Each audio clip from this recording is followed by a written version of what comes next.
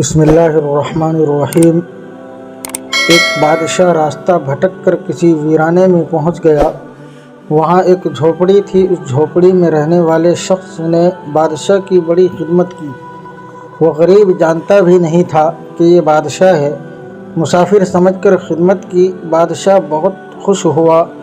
جانے لگا تو اس نے اپنی انگلی سے انگوٹھی اتاری اور کہا، تم مجھے نہیں جانتے ہو، میں بادشاہ ہوں، یہ انگوٹھی اپنے پاس رکھو۔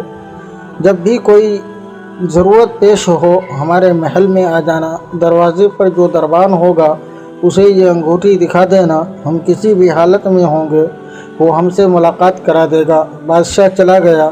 کچھ دن کے بعد اس کو کوئی ضرورت پیش آ گئی تو وہ دیہاتی بڑے میاں محل کے دروازے پر پہنچ گیا۔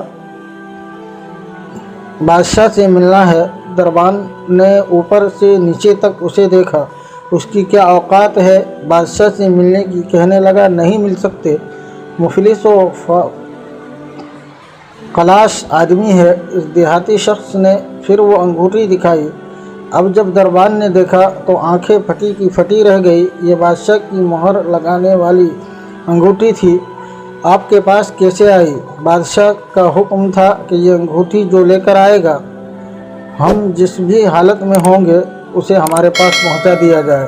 چنانچہ دربان اسے ساتھ لے کر بادشاہ کے خاص کمرے تک گیا اور دروازہ کھلا ہوا تھا۔ اندر داخل ہوئے۔ اب یہ جو شخص وہاں چل کر آیا تھا اس نے دیکھا کہ بادشاہ نماز میں مشغول ہے۔ اس کے بعد بادشاہ نے دعا کے لیے اپنے ہاتھ اٹھائے، اس کی نظر پڑی تو وہیں سے واپس ہو گیا اور محل سے باہر جانے لگا۔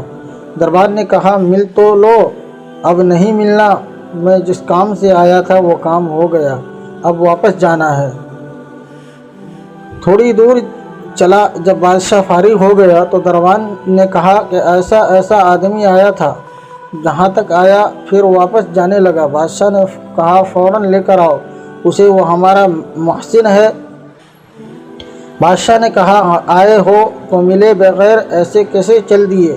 اس نے کہا کہ بادشاہ سلامت، اصل بات یہ ہے کہ آپ نے کہا تھا کہ کوئی ضرورت پیش آئے تو آ جانا، ہم ضرورت پوری کر دیں گے۔ مجھے ہے اللہ کے سوا کوئی حاجت روا، کوئی مشکل کشا نہیں، صرف وہی ذات ہمیں فائدہ پہنچاتی ہے اور نقصان سے بچا سکتی ہے۔ ہم سب جب اس کے معاملوں کا اور وہ ذات ہم سب کی مالک ہے، ہم سب اس کے در کے فقیر اور محتاج ہیں۔ وہ غنی اور وہ اب ذات ہے، وہ دینے والا ہے۔ اللہ تعالیٰ ہم تمام کو کہنے سننے سے زیادہ عمل کی توفیق عطا فرمائے۔